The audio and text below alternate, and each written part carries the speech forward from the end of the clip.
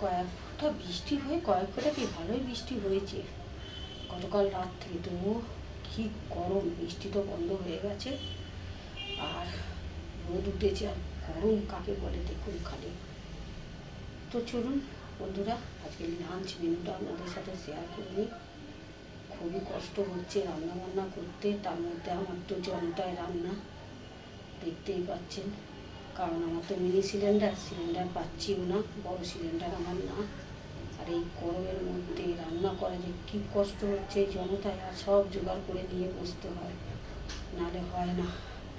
জোগাড় করে না নিয়ে বসতে বুঝেছি। এবার চান টান করে চলে এসেছি, চান টান করে চলে এলাম।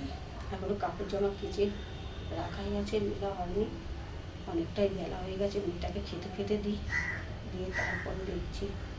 চলুন আজকে লাঞ্চ মেনুটা আপনাদের সাথে শেয়ার করি। আর ভালো লাগছে না।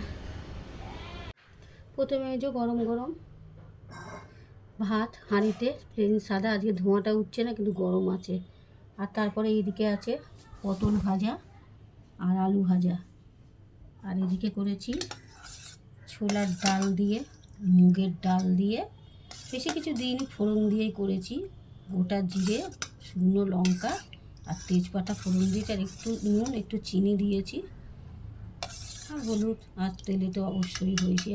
আর আজকের লাঞ্চ মেনুর আকর্ষণ হলো এই যে দেখুন, এগ রেজালা, বুঝেছেন? আজকের লাঞ্চ মেনুর এটা আকর্ষণ। তো যাই হোক বন্ধুরা, এই রেসিপিটা আমি একদিন আপনাদের সাথে শেয়ার করব। আজ তো খুব তাড়াহুড়ো করে এত গরমে রান্না করেছি, বুঝতেই পারছেন। অসাধারণ লাগে খেতে এটা, ভাত দিয়েই বলুন, রুটি দিয়েই বলুন, পরোটা, লুচি, সব রকম দিয়ে ভালো লাগে। তো এই রেসিপিটা আমি আপনাদের সঙ্গে একদিন শেয়ার করব।